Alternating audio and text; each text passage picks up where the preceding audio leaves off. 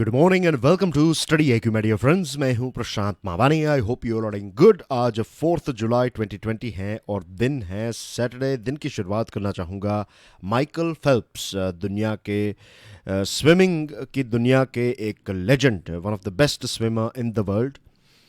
उनका कहना है कि you can't put a limit on anything, the more you dream the father you get. Dream जो हैं, हमारे सपने जो हैं, जो हम हमारे दिमाग में जो विजुअल्स क्रिएट करते हैं, ये विजुअल्स जो हैं उनका एक बहुत ही इम्पोर्टेंट रोल है। ये सीड की तरह है और यही सीड, अगर आप एक बार किसी विजुअल को देखा, आपने कोई ड्रीम तय किया आपके लिए, उसके बाद मेहनत भी करनी है, लेकिन सीड्स के बिना कुछ नहीं हो सकता। तो मेक श्योर कि एक सपने देखने का साहस जो है वो आप अपने अंदर पैदा करें। और एक बार आपने कोई सपना देख लिया या फिर एक अपना टारगेट या फिर गोल सेट कर लिया, तो फिर उसके ऊपर मेहनत करने का साहस भी हमें करना चाहिए। इसके साथ डियर फ्रेंड्स, स्टडी आईक्यू की टीम ने मिलकर एक स्मार्ट कोर्स डिज़ाइन किया है। ये smart course UPSC, IAS, civil services की एग्जामिनेशन के लिए है। प्री और मेंस दोनों एग्जाम्स को कवर करता है ये स्मार्ट कोर्स। ज़्यादा जानकारी के लिए डाउनलोड करें हमारा मोबाइल एप्लीकेशन। 10 जुलाई 2020 तक ईएमआई का ऑप्शन भी अवेलेबल है।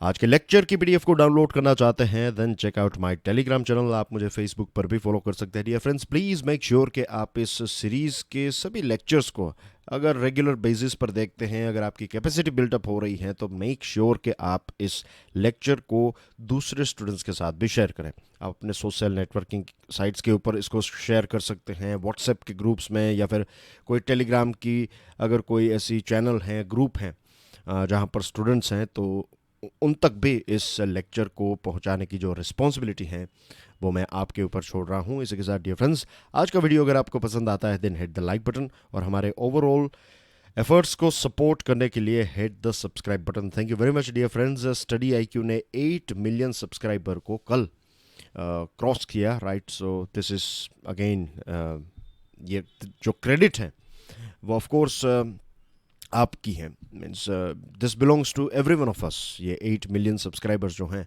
इसमें आपने कितने सारे हमारे लेक्चर्स जो हैं वो शेयर किए हैं, कितने सारे लोगों को स्टडी आईक्यू के बारे में बताया है। So thank you very very much. आज हमारे टेबल के ऊपर हैं 4 आर्टिकल्स। सैटरडे को इतने ज़्यादा आर्टिकल्स नहीं होते हैं। 2 आर्टिकल्स इंडियन एक्सप्रेस में से हैं, ये प्लास्टिक वाला, और नेशंस मैसेज, ये इंडियन एक्सप्रेस के आर्टिकल्स हैं। और ये 2 आर्टिकल्स जो हैं वो द हिंदू न्यूज़पेपर के हैं। उसके बाद न्यूज़ आइटम्स को देखेंगे। आज के दिन की शुरुआत में, डिस्कशन की शुरुआत जो है वो में प्राइम मिनिस्टर साहब ने जो हमारे देश के जवानों को एड्रेस किया। अब ये फ़ोटो जो है उससे आपको पता चल गया होगा कि प्राइम मिनिस्टर साहब जो हैं वो लद्दाख की विज़िट पर गए हैं। आई एम श्योर आपको इसके बारे में पता होगा। कल ये एक बहुत बड़ी खबर भी थी और बहुत सारी न्यूज़ चैनल्स ने इसको कवर भी किया था। एनीवे, उनके ही शब्द आपकी स्क्रीन के ऊपर हैं। आपका ये हौसला, आपका शौर्य और माँ भारती के मान सम्मान की रक्षा के लिए आपका समर्पण अतुलनीय है। आपकी जीवटता भी दुनिया में किसी से कम नहीं है। जिन कठिन परिस्थितियों में, जिस ऊंचाई पर आप माँ भारती की ढाल बनकर के उसकी रक्षा करते हैं, उसकी सेवा करते हैं, उसका मुकाबला पूरे विश्व में कोई नहीं कर सकता। आपका साहस उस ऊंचाई से भी ऊंचा है जहां पर आप तैनात हैं। ये शब्द हैं प्राइम मिनिस्टर नरेंद्र मोदी के। उन्होंने हमारे देश को भी एड्रेस किया है लद्दाख से, और सिर्फ देश को नहीं, चाइना को भी एक स्ट्रॉन्ग मैसेज जो है वो उनके शब्दों से पहुंच गया है। यहाँ पर किसी पार्टी की बात हम नहीं कर रहे हैं। We are talking about prime minister of India, और उनकी जो एक फेस टू फेस डिस्कशन हुई है हमारे जवानों के साथ। प्राइम मिनिस्टर साहब जो हैं वो वहाँ की जो हॉस्पिटल हैं वहाँ पर भी गए। वो 14th कॉर्प्स हेडक्वार्टर्स जो हैं निमो में, तो वहाँ पर भी गए और वहाँ पर जवानों से मिले, लीडर्स से मिले, एक्सेट्रा। ये सारी चीज़ें हुई।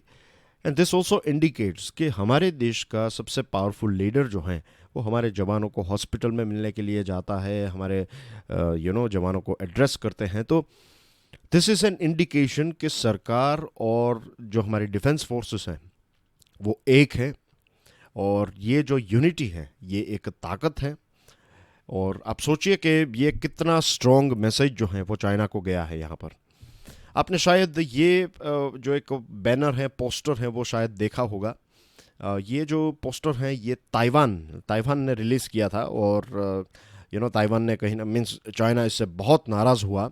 वी कॉन्कर वी किल, ये इंडिया का है। और यहाँ पर प्रभु श्री राम हैं तो वो ड्रैगन को तीर मारते हैं, तो ऐसा एक ये ताइवान ने रिलीज़ किया था इसको। और ये काफ़ी फेमस भी हुआ था, शायद आपको इसके बारे में पता होगा। तो जो भी कोई इसके साथ जुड़ी हुई, भारत का जो स्टैंड है उसके साथ जुड़ी हुई जो भी कोई अस्पष्टता थी, वो अस्पष्टता अब चली गई है। प्राइम मिनिस्टर साहब ने क्लियरली मैसेज में ये बताया है कि भारत जो है वो पीछे हटने वाले देशों में से नहीं है। भारत एक साहसिक देश है, हम शांति चाहते हैं। उन्होंने बताया कि वीरता ही शांति की पूर्व शर्त होती है। And this is the reason why we create fence. हमारा जो घर है तो उसके सराउंडिंग में एक जो फेंस हम क्रिएट करते हैं, तो ये फेंस इसीलिए है कि ये फेंस जो है ये कहीं ना कहीं एक डिफेंस के तौर पर काम करती है। और अंग्रेज़ी में एक कहावत भी है कि अगर आप फेंस जो हैं उसको नहीं रखेंगे तो कोई भी आकर आपके गार्डन में कुछ भी करेगा। तो दिस इज मीन्स एक रिलेट कर रहा हूँ यहाँ पर कि हमारे जो डिफेंस ऑफिशियल्स ने, हमारे जो डिफेंस के लोग जो हैं, उन्होंने जो एक स्ट्रॉन्ग रिटेलिएटरी एक्शन की, तो इससे चाइना को भी पता चल गया है कि इंडिया जो है वो पीछे हटने वाला नहीं है। और सिर्फ एज वी नो, पिछले कुछ दिनों से हम इस टॉपिक के बारे में बात करें तो ऐसा नहीं है कि सिर्फ डिफेंस से ही भारत एक्शन ले रहा है। भारत इकोनॉमिकली भी एक्शन ले रहा है। फॉर एग्जांपल रविशंकर प्रसाद साहब ने ये बताया कि जो हमने ऐप्स को बैन किया है, उनके शब्दों में उन्होंने कहा कि ये एक प्रकार से जो सर्जिकल स्ट्राइक्स हुआ करती थी, तो this is like a digital strike on China. हमारे नितिन गडकरी साहब जो रोड और हाईवे के मिनिस्टर हैं, इसके साथ साथ एमएसएमई के मिनिस्टर हैं, तो उन्होंने भी क्लियर बताया था कि चाइनीज़ कंपनी का जो इन्वेस्टमेंट है वो रोड्स में भी नहीं, micro small and medium enterprises में भी अलाउ नहीं किया जाएगा। तो चाइना का भले ही मीन्स चाइना के लिए Bharat business point of view से इतना बड़ा देश भले ही ना हो, लेकिन जो हम स्टैंड यहाँ पर ले रहे हैं, दुनिया की दूसरी डेमोक्रेसीज भी हमें देख रही है, चाइना को देख रही है, और इसकी इम्पैक्ट जो है वो चाइना के ऊपर काफ़ी नेगेटिव आएगी। History is witness that expansionist forces were force to turn back. Expansionist यानी कि जो एक विस्तारवादी जो एक ताकतें हैं, अगर हम इतिहास को देखें तो जिन जिन देशों ने दुनिया के दूसरे देशों के ऊपर चढ़ाई करने की कोशिश की, उनकी जो ज़मीन है, उनका एरिया जो है वो हड़पने की कोशिश की, तो वो इवेंचुअली एक लॉन्ग बैटल के बाद, एक लंबे समय के बाद उनकी हार ही हुई है। उस टाइम पर चीज़ें जो हैं वो थोड़ी स्लो चल रही थी, आज का ज़माना थोड़ा फास्ट है। तो जो भी ये चाइना जो है उन्होंने वो यहाँ पर आकर जो भी एक ट्रबल मेकर का रोल जो प्ले किया है चाइना ने, तो इससे उनका ही ट्रस्ट जो है, मीन्स एक जो छवि थी उनकी ट्रस्ट की, यही बिगड़ी है। और इसका डैमेज जो है वो चाइना को एक लॉन्ग टर्म तक पे करना पड़ेगा। प्राइम मिनिस्टर साहब ने यह भी बताया कि अगर चाइना और भारत मिलकर काम करेंगे तो पूरी दुनिया के लिए और इस पूरे क्षेत्र के लिए भी स्टेबिलिटी और इकोनॉमिक डेवलपमेंट का काम हो सकता है। और चाइना तक एक बहुत ही स्ट्रॉन्ग मैसेज पहुंच गया है। शायद इसीलिए चाइना ने प्राइम मिनिस्टर मोदी का जो ये एक एड्रेस खत्म हुआ उसके बाद उन्होंने तुरंत ही एक रिप्लाई दिया कि no party should engage in any action that may escalate the situation at this point. कि दोनों तरफ से, खास करके चाइना ने जब ये स्टेटमेंट दिया तो वो अपनी बात भी कह रहे हैं कि हम किसी भी प्रकार की ऐसी चीज़ करना नहीं चाहते जिससे चीज़ें जो हैं वो और ज़्यादा बिगड़ जाए। तो इट इंडिकेट्स कि हमारा मैसेज जो है वहाँ पर काफ़ी पहुँच रहा है और एक इम्पैक्ट भी इसकी उनके ऊपर हो रही है। Moving on to next item. मुझे पता नहीं है कि आप में से कितने स्टूडेंट्स को इस पर्टिकुलर केस के बारे में पता होगा। एक एनरिका लेक्सी नाम का एक जहाज़ था और आपकी स्क्रीन के ऊपर जो दो मरीन्स हैं तो ये इटालियन मरीन्स हैं। अब हुआ ये कि 2012 का ये मैटर है, फरवरी 2012 में ये जो एनरिका लेक्सी हैं, ये जो शिप हैं, ये भारत के कोस्ट से 20.5 नॉटिकल माइल्स और नॉर्मल जो माइल होता है उसमें एक डिफरेंस होता है। नॉटिकल माइल्स जो हैं वो 1.8 किलोमीटर का होता है अप्रोक्स, और जो नॉर्मल जो लैंड का माइल है दैट इज़ 1.6। आपके लिए एक रिसर्च का प्रश्न है, मैं चाहता हूं कि आप इसके ऊपर रिसर्च करें कि भारत के लॉज जो हैं वो कितने नॉटिकल माइल्स तक इम्प्लीमेंट होते हैं। फिर स्पेशल जो एक, not special but exclusive economic zone, तो ये कितने नॉटिकल माइल्स तक स्ट्रेच होता है। फिर एक्सक्लूसिव इकोनॉमिक जोन में हम क्या क्या कर सकते हैं, क्या क्या नहीं कर सकते। ये सारी चीज़ें जो हैं मैं चाहता हूं कि आप इसके ऊपर रिसर्च करें, और ये दोनों प्रश्न जो हैं ये लॉज के साथ जुड़ा हुआ और एक्सक्लूसिव इकोनॉमिक जोन के साथ जुड़े हुए कुछ पॉइंट्स जो हैं वो आपको कमेंट सेक्शन में प्रोवाइड करना है। राइट, कल संडे है तो आपके पास इनफ टाइम है रिसर्च करने के लिए, तो I don't want any excuse. मैं चाहता हूं कि आप इसके ऊपर एक अच्छी रिसर्च करके कुछ पॉइंट्स जो हैं वो कमेंट सेक्शन में ऐड करें।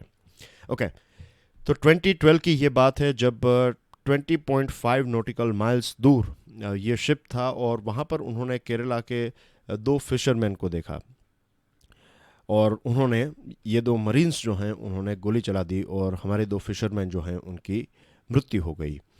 फिर बाद में पता चला, मीन्स इनको ये लगा था कि ये जो फिशरमैन हैं ये समुद्री डाकू हैं, पायरेट्स हैं, लेकिन ऐसा नहीं था। ये हमारे देश के केरला के दो फिशरमैन थे। ये इश्यू जो है वो बहुत बड़ा हो गया, इतना बड़ा हो गया कि एक वक्त ऐसा भी आ गया था कि इटली और भारत के बीच में डिप्लोमेटिक रिलेशनशिप जो हैं ये भी काफ़ी स्ट्रेस में आ चुकी थी। ये रिलेशन, जो कूटनीतिक संबंध जो हैं, इसके ऊपर काफ़ी प्रेशर आ रहा था। और कुछ ऐसा वहाँ पर मैं जब आपसे बात कर रहा हूँ तो कुछ एक्स्ट्रा पॉइंट्स मेरे दिमाग में आ रहे हैं। तो ये दो मरीन्स जो हैं उन्होंने आई थिंक क्रिसमस के लिए वापस जाने का एक रखा था कि हम अपने फैमिली को मिलकर आएँ, ये यहाँ पर थोड़े टाइम जेल में भी रहें, और इटाली ने फिर वादा किया कि हम उनको वापस लेकर आएंगे। फिर वादा उन्होंने पूरा किया। तो ये सारी चीज़ें जो हैं वो चलती रही। अब इंटरनेशनल आर्बिट्रेशन कोर्ट जो हैं, इस कोर्ट ने ये डिसीजन लिया है कि जब दो चीज़ें, एक तरफ क्या है कि एक तरफ ये दो मरीन्स हैं जो अपने देश की या फिर अपने देश की तरफ से एक्ट कर रहे थे, और जो एक जहाज़ था ये नेवल जहाज़ नहीं था, ये एक मर्चेंट शिप थी, तो इसकी प्रोटेक्शन के लिए इनको डिप्लॉय किया गया था।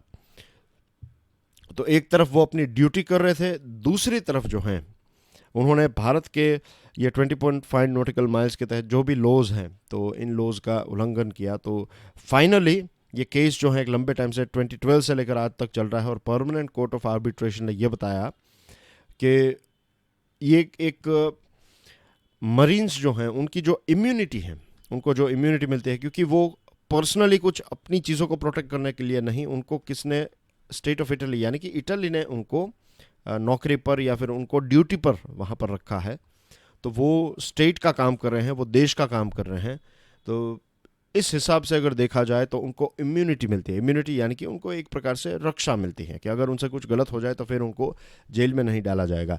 तो इस पॉइंट ऑफ व्यू से अगर देखा जाए तो भारत का ज्यूरिसडिक्शन वर्सेस इनकी इम्यूनिटी, तो इनकी इम्यूनिटी जो है वो उसका एक अपर हैंड है, वो ज़्यादा स्ट्रोंगर है, ऐसा परमानेंट कोर्ट ऑफ आर्बिट्रेशन का कहना है। इनका ये डिसीजन आया है। और पीसीए ने यह भी बताया है कि ये जो एंड्रिका लेक्सी हैं इसने डेफिनेटली उन क्लोज का वायोलेशन किया है। ये जो लोग थे, जो हमारे दो फिशरमैन थे, तो ये फिशरमैन कोई ऐसे समुद्री डाकू नहीं थे, तो उनको फ्रीली वहाँ पर आने जाने का एक जो हक है, अधिकार है उन क्लोज के तहत, उनका वो छीन लिया गया। इंडियन फिशिंग वेसल का ये जो अधिकार है वो छीना है एंड्रिका लेक्सी ने। और अब जो नुकसान हुआ है सामान को या फिर जान का जो नुकसान हुआ है, तो इसके बारे में दोनों पार्टीज़ को मिलकर कंसल्ट करके कॉम्पनसेशन के बारे में सोचना चाहिए। सुप्रीम कोर्ट ने एक्सटेंड लिया था कि इसके ऊपर केरला सरकार या फिर केरला जो है वो कुछ नहीं कर सकता, सेंट्रल गवर्नमेंट, क्योंकि ये दो देशों के बीच की बात है। हमारे स्टेट्स जो होते हैं, हमारे राज्य जो हैं, तो उसमें कोई एक्सटर्नल अफेयर्स मिनिस्टर नहीं होते हैं। ये यूनियन यानी कि सेंट्रल गवर्नमेंट का काम है। तो जब दो देशों के रिलेशनशिप की बात आती है तब central government to central government बातें होती हैं। तो यहाँ पर सुप्रीम कोर्ट ने ये बताया कि सेंट्रल गवर्नमेंट इसके ऊपर सारी चीज़ें करेगी। फिर नेशनल इन्वेस्टिगेशन एजेंसी ने एक suppression of unlawful acts against safety of maritime navigation and fixed platforms on continental shelf act 2002 invoke किया, इसको इम्प्लीमेंट किया। ये चार्ज शीट में ये भी चीज़ें लगाई और इससे फिर मामला जो है वो बहुत ज़्यादा एक नए एंगल तक, एक नए लेवल तक पहुंच गया, क्योंकि इसमें डेथ पेनल्टी भी है। तो इसको लेकर डिप्लोमेटिक इश्यूज काफ़ी हुए और यूरोपियन यूनियन मीन्स इटाली जो है फिर वो यूरोपियन यूनियन की मदद मांगने लगा, और यूरोपियन यूनियन ने भारत को ये भी एक धमकी दी, हमें कहा कि हम आपके ऊपर ट्रेड सैंक्शंस लगा देंगे अगर आपने डेथ पेनल्टी और ये सारी चीज़ों की बात कही। तो फिर फाइनली ये डेथ पेनल्टी वाली जो क्लॉज है उसको ड्रॉप किया गया, और अब इवेंचुअली इटली जो है वो इसमें जीत गया है ये केस को पीसीए में। ये फाइनल डिसीजन था पीसीए का, और इटली ने ये कमिटमेंट दिया है कि उनका जो डोमेस्टिक लॉ है उस डोमेस्टिक लॉ के तहत वो ये दो मरीन्स जो हैं उनके ऊपर मुकदमा चलाएंगे, जो भी नेसेसरी सज़ा है वो उनको देंगे। लेकिन जिस प्रकार से इटली ने इन दो मरीन्स को जिस प्रकार से बचाया है, तो उससे यही लगता है कि उनकी कोई सज़ा जो है वो नहीं होगी, ऐसा मुझे लगता है। अब देखते हैं आगे इसमें क्या होता है। Moving on to next item, reset rural job policies recognise women's work. Azim Premji University ने एक सर्वे कंडक्ट किया। इस सर्वे में 5,000 लोग, 12 हमारे अलग अलग स्टेटों के जो लोग हैं, 5,000 जितने लोग को सर्वे सैंपल में रखा गया। इसमें से 52% जितने लोग जो हैं, ये 5,000 के 52% ये महिलाएं थी, विमेन वर्कर्स, और बाकी के जो थे वो पुरुष थे। Among rural casual workers 71% of women lost their jobs after lockdown. Lockdown के बाद अगर हम ग्रामीण विस्तार में जो कैजुअल वर्कर्स हैं उनका आंकड़ा देखें तो पता चलता है कि 71% महिलाओं की जॉब्स जो हैं वो छूट गई है। पुरुषों की बात करें तो 59% पुरुषों की जॉब्स जो हैं वो चली गई है। तो यहाँ पर हमें देखने को मिलता है कि ज़्यादा महिलाओं की जॉब्स जो हैं वो लॉकडाउन के बाद चली गई है। Data from the centre for monitoring Indian economy CMIE also suggest that job losses in April 2020 as compared to April 2019 were larger for rural women than men. अगर 2019 का आंकड़ा देखें और इसको 2020 के साथ कंपेयर करें, अप्रैल 2020 के साथ कंपेयर करें, तो पता चलता है कि जो ग्रामीण विस्तारों में महिलाएं जो हैं उनकी जॉब्स ज़्यादा गई हैं कंपेयर टू मेन। प्री कोविड-19 की सिचुएशन को देखें तो उस टाइम पर भी यही था कि एज यू कैन सी कि नेशनल लेबर फोर्स सर्वे का कहना यह है कि क्वार्टर यानी कि 25% जितनी जो एडल्ट महिलाएं हैं जो ग्रामीण विस्तार में रहती हैं, तो वो लेबर फोर्स का एक पार्ट हैं। लेकिन बहुत सारा काम ऐसा है जो वो करती हैं जिनको काम के तौर पर कंसिडर नहीं किया जाता। और अगर जो वर्क की डेफिनेशन है उसको अगर हम देखें, जिसमें केयरिंग का काम जो है उसको भी वर्क हमने गिन लिया, और वो है भी, इज़न्ट इट। फिर दूसरी जो भी ऐसे छोटे बड़े काम हैं, तो ये सारे कामों को अगर मीन्स जो वर्क की डेफिनेशन है उसके तहत अगर रिगरसली देखा जाए तो पता चलता है कि लगभग सभी महिलाएं, ग्रामीण विस्तार की सभी महिलाएं जो हैं वो वर्कर की कैटेगरी में आती हैं, यानी कि कुछ ना कुछ काम जो है वो करते हैं। अब 5 चीज़ें हैं आपकी स्क्रीन के ऊपर।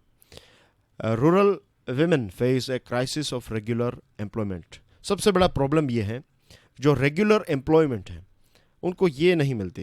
ये कोई एक रेगुलर, फॉर एग्जांपल मेरे पास कुछ एग्जांपल्स हैं जो हम देखेंगे नेक्स्ट स्लाइड में हम देखेंगे, तो keep this point in your mind. Second thing, women from all sections of peasantry with some regional exceptions participate in paid work outside their home।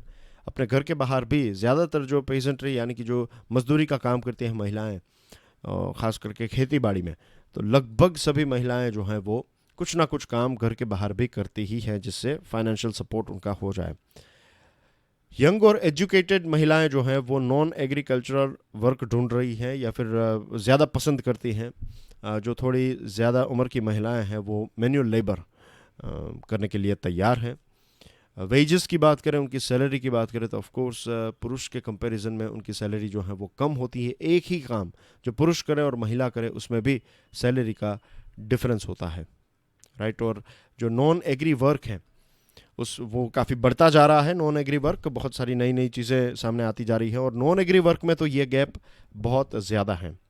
और फिर वर्क डे की बात करें, वर्क आवर्स की बात करें, तो वर्क आवर्स भी जो हैं वो बहुत ज़्यादा है। On an average 60 hours per week. Foreign countries में लोग 40 आवर्स पर वीक काम करते हैं, 60 आवर्स। और कई केसेस में हार्वेस्टिंग सीजन में तो 90 आवर्स पर वीक भी उनका काम जो है वो हो जाता है। Lockdown and jobs, agricultural activities को छूट दी गई थी लॉकडाउन के टाइम पर, राइट, एसेंशियल एक्टिविटीज़ का पार्ट है।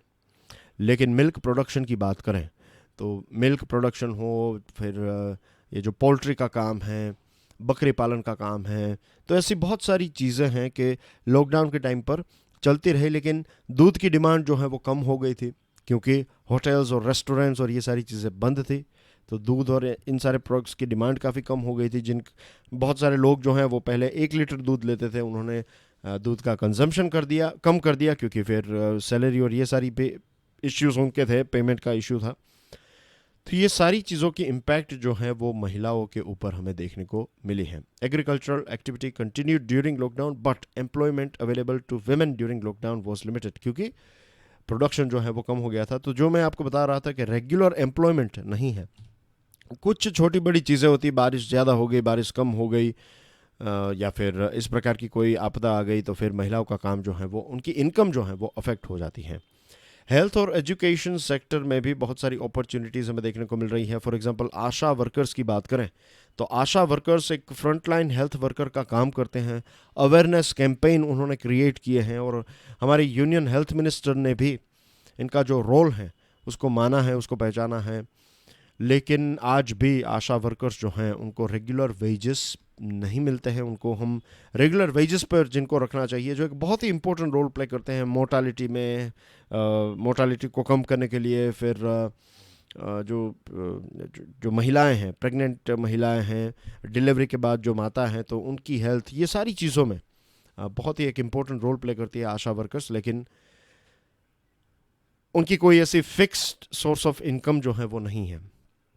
और जो दूसरा काम है, जैसे कि बच्चे हैं, फिर जो एल्डरली लोग हैं, अब घर के बाहर निकलना उनके लिए मना कर दिया है क्योंकि वो हाई रिस्क कैटेगरी में आते हैं। तो फिर जो केयरिंग का काम है, उनकी देखभाल करना, ये सारा काम भी महिलाओं का काफ़ी बढ़ चुका है। ऑलरेडी हमारे देश की महिलाओं की बात करें तो माल न्यूट्रिशन, कुपोषण जो है वो बहुत ज़्यादा है। एनीमिया की बात करें, एनीमिया की, तो हमारे देश में लगभग 50% महिलाएं जो हैं उनको एनीमिया होता है, यानी कि खून में जो एक कमी। तो इसकी वजह से भी बहुत सारे कॉम्प्लिकेशंस होते हैं और इनकम जब कम होती है तो फिर फूड के ऊपर इसकी इम्पैक्ट हमें देखने को मिलती हैं और फिर और ज़्यादा माल न्यूट्रिशन और ये सारी चीज़ें होती हैं। तो ये एक प्रॉपर, एक आप कह सकते हैं एक साइकिल या फिर एक चक्रव्यूह जो है जिसमें महिलाएं जो हैं वो फंस जाती हैं। और सिर्फ यहाँ पर महिलाओं की बात नहीं है, हमारे देश की लगभग 50% पॉपुलेशन महिलाएं हैं। तो अगर 50% पॉपुलेशन की सिचुएशन ठीक नहीं है तो देश की भी सिचुएशन जो है वो ठीक नहीं है, isn't it. Moving on to next item, ये आर्टिकल जो है वो लिखा है परमेश्वरन अय्यर साहब ने। परमेश्वरन अय्यर साहब जो हैं वो एक एक्सपर्ट हैं। मैंने उनके बहुत सारे आर्टिकल्स पढ़े हैं। एक्सपर्ट इन द सेंस कि वो सेक्रेटरी हैं डिपार्टमेंट ऑफ ड्रिंकिंग वाटर और सैनिटेशन के।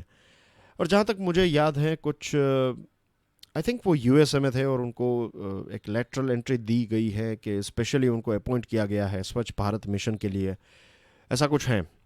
क्योंकि एक लंबे टाइम से, मैंने पिछले कुछ 5-6 सालों से तो मैं उनके आर्टिकल्स जो हैं वो पढ़ता आया हूँ, तो आई नो हिम फ्रॉम इस तरह से मैं उनको जानता हूँ क्योंकि बहुत सारे मैंने आर्टिकल्स उनके पढ़े हैं।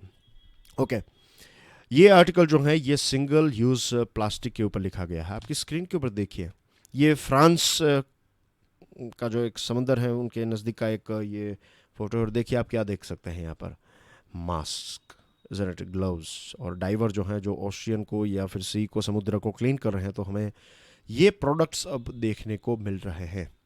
कोरोना वायरस की वजह से बहुत सारे ऐसे single use plastic based products, इसमें मास्क आ गए, फिर सैनिटाइज़र की बोतल्स हैं, फिर ये ग्लव्स हैं, तो ऐसी बहुत सारी चीज़ें वन टाइम हम यूज़ करते हैं, उसके बाद उसको कहीं ना कहीं पर तो होपफुली डाल ही देते हैं, या तो डस्टबिन में जाएगा या फिर ऐसी भी सिचुएशन हो सकती है, राइट, कि ऐसे ही कहीं मैंने भी देखे हैं, राइट, अलग अलग जगहों पर तस्वीरें देखी और रियलिटी में भी देखा है कि ये यूज्ड जो आपने भी देखा होगा शायद कि यूज्ड ये जो क्या है मास्क जो हैं वो ऐसे ही कई लोग ऐसे हैं वो रोड के ऊपर वो फेंक देते हैं। मैकेंजी का 2018 का एक रिपोर्ट था कि इस दुनिया में हर साल हम 350 million ton plastic waste generate करते हैं। हर साल 350 मिलियन टन्स, उसमें से सिर्फ 16% ही हम रिसाइकल करते हैं। WHO का कहना यह है कि आज उनका एक एस्टिमेशन है कि आज हमारी पृथ्वी के ऊपर 89 मिलियन मास्क हैं और 16 मिलियन ग्लव्स हैं। हर मंथ इतना ग्लव्स, इतना मास्क जो हैं, इसका इस्तेमाल होता है। इसमें से ऑन एन एवरेज 16% ही अगर रिसाइकल हो रहा है तो आप सोचिए कि कितना वेस्ट जो है वो जनरेट हो रहा है। गार्डियन का कहना यह है कि there are possibly more masks than jellyfish in oceans today. जो ओशियन में जेलीफिश हैं उससे ज़्यादा आज हमारी दुनिया में मास्क हैं। तो ये जो प्लास्टिक है इसका राइज जो है वो होते जा रहा है और ये बताया जाता है कि ये जो प्लास्टिक वेस्ट है जो हम जनरेट कर रहे हैं, मीन्स 2018 के मुकाबले जिस प्रकार से मास्क और ये जो एक आंकड़ा था तो उससे कई ज़्यादा अब मास्क और ये जो ग्लव्स एक्सेट्रा सारी चीज़ें हैं वो हमें देखने को मिलेगी। प्री कोरोना वायरस टाइम्स की बात करें तो अलग अलग देश ने अलग अलग तरीका निकाला है, अलग अलग तरीके से ये सॉल्व करते हैं। जैसे कि कनाडा और यूएसए में recycling of plastic is classified as essential और वहाँ पर सिंगल यूज़ प्लास्टिक जो है उसका कम से कम इस्तेमाल होता है। हमारे देश में भी आपको ये फ़ोटो याद होगा शायद, प्राइम मिनिस्टर साहब मामल्लापुरम के बीच के ऊपर खुद प्लास्टिक जो है वो उठा रहे थे और 2019 में लास्ट ईयर उन्होंने एक जन आंदोलन भी लॉन्च किया। सिंगल यूज़ प्लास्टिक को बंद करना है हमारे देश में, हम इसका इस्तेमाल नहीं करेंगे, ये सारी चीज़ें हुई, राइट। और 20 सितंबर से लेकर अक्टूबर 2019 तक हमने हमारे देश ने स्वच्छता ही सेवा कैंपेन भी सेलिब्रेट किया। यहाँ पर एक बहुत ही इम्पोर्टेंट स्टेटमेंट अय्यर साहब ने लिखा है, एक लाइन है कि plastic is not the problem, our handling of it is. Plastic इतना बड़ा प्रॉब्लम नहीं है, हम जिस प्रकार से इसको हैंडल करते हैं ये एक बहुत बड़ा इश्यू है। प्लास्टिक इम्पोर्टेंट है लेकिन सिंगल यूज़ प्लास्टिक जो है उसको, इसका इस्तेमाल जो है वो बंद होना चाहिए। युगांडा में सिंगल यूज़ प्लास्टिक, जो भी प्लास्टिक है जो रिसाइकल हो सकता है तो वो रिसाइकल करके इस प्रकार के फेस शील्ड तैयार कर रहे हैं और इसकी कीमत है सिर्फ $1। तो हर एक व्यक्ति जो है इसका इस्तेमाल कर रहा है और कोरोना वायरस के सामने फाइट भी कर रहा है। तो दुनिया के अलग अलग देश में अलग अलग तरीके से प्लास्टिक को रिसाइकल किया जा रहा है, प्लास्टिक का इस्तेमाल किया जा रहा है। कई देश जो हैं उसमें प्लास्टिक के रोड्स भी, हमारे देश में भी हैं, लेकिन ज़्यादा से ज़्यादा प्लास्टिक के रोड्स जो हैं वो भी बनने लगे हैं। ये जो कचरा है प्लास्टिक का तो उसको रोड बनाने के लिए इसका इस्तेमाल किया जाता है और बताया जाता है कि ये ऑल वेदर रोड हैं, कि बारिश की वजह से भी ये रोड जो है वो टूटते नहीं हैं। तो जब तक हमारा बिहेवियर चेंज नहीं होगा, जब तक हर एक व्यक्ति प्लास्टिक का कम से कम इस्तेमाल, मीन्स अगर ऐसे प्रोडक्ट्स आप मंगवाते हैं जिसमें प्लास्टिक का, सिंगल यूज़ प्लास्टिक का इस्तेमाल होता है तो उसको बंद कर दीजिए। मुझे याद है कि जब हम छोटे बच्चे थे तो उस टाइम पर जो कॉटन बैग्स थी, जो मीन्स कैसा एक कल्चर था रिसाइकल का, और ये सिर्फ कोई गरीब घर की या फिर पैसे वाले घर की बात नहीं है, हर एक घर में ऐसा ही कल्चर था कि जो भी आपकी बेड शीट है या फिर जो पुराने आपके कर्टेन्स हैं तो इनका इस्तेमाल होता था बैग्स बनाने के लिए और यही बैग्स लेकर लोग जो हैं वो शॉपिंग करने के लिए जाते थे। लेकिन पता नहीं कैसे ये ट्रेंड आ गया कि लोग जो हैं वो फिर प्लास्टिक की बैग्स लेकर घर आने लगे। तो ये सारी चीज़ें जो हैं वो बंद होनी चाहिए। और आप देखिए एक बहुत ही इंटरेस्टिंग फैक्ट आपके सामने है, होपफुली 1 साल के अंदर हमें या फिर उससे कम टाइम में, लेट्स प्रे कि हमें कोरोना वायरस की एक वैक्सीन मिल जाए। दुनिया के कुछ 7.8 बिलियन लोगों को ये वैक्सीन देने के लिए जो सिरिंज हैं, one time single use syringe या फिर जो हम कहते हैं कि इंजेक्शन लगवाना है, तो ये इंजेक्शन लगवाने के लिए जो हम इस ट्यूब का इस्तेमाल, सिरिंज का इस्तेमाल करेंगे, तो 7.8 मिलियन लोगों को अगर आप वैक्सीन देंगे तो 400 टन प्लास्टिक जनरेट होगा या फिर इतना वेस्ट जनरेट होगा, 400 टन। तो see this is the problem. ये सिर्फ एक वैक्सीन की बात है, आप सोचिए हर रोज़ कितना हम जनरेट करते हैं ऐसा वेस्ट। लाइन ऑफ कंट्रोल और इंटरनेशनल बाउंड्री के ऊपर पाकिस्तान ने ये शेलिंग और ये सारी चीज़ें, सीज़ फायर वायलेशन जो है वो काफ़ी बढ़ा दिया है।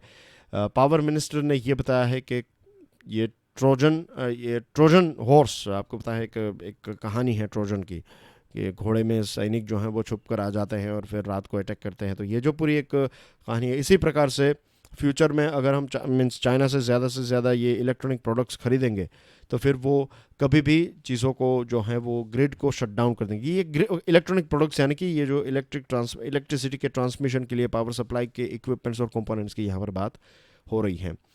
फिर यूनियन सेक्रेटरी ने एक हाई लेवल रिव्यू मीटिंग की कोविड-19 की प्रिपरेशन के लिए। ICMR ये एक कोवैक्सिन नाम की एक भारत की खुद की एक वैक्सीन जो है उसको जल्द से जल्द लॉन्च करने वाली है भारत सरकार। ओडिशा गवर्नमेंट ने प्लाज्मा थेरेपी की शुरुआत कर दी है। Director general of civil aviation ने सारी इंटरनेशनल फ़्लाइट्स को सस्पेंड कर दिया है 31 जुलाई तक। और वंदे भारत मिशन के तहत 5 लाख से भी ज़्यादा भारतीयों को फ़ॉरेन के अलग अलग देशों से वापस भारत लाया गया है। That's everything in today's discussion dear friends. कल संडे है तो कल वीडियो लेक्चर नहीं होगा as far as Hindu lectures are concerned. अब मैं आपको डायरेक्टली मिलूंगा मंडे को। तब तक के लिए enjoy your studies. God bless you all. जय हिंद।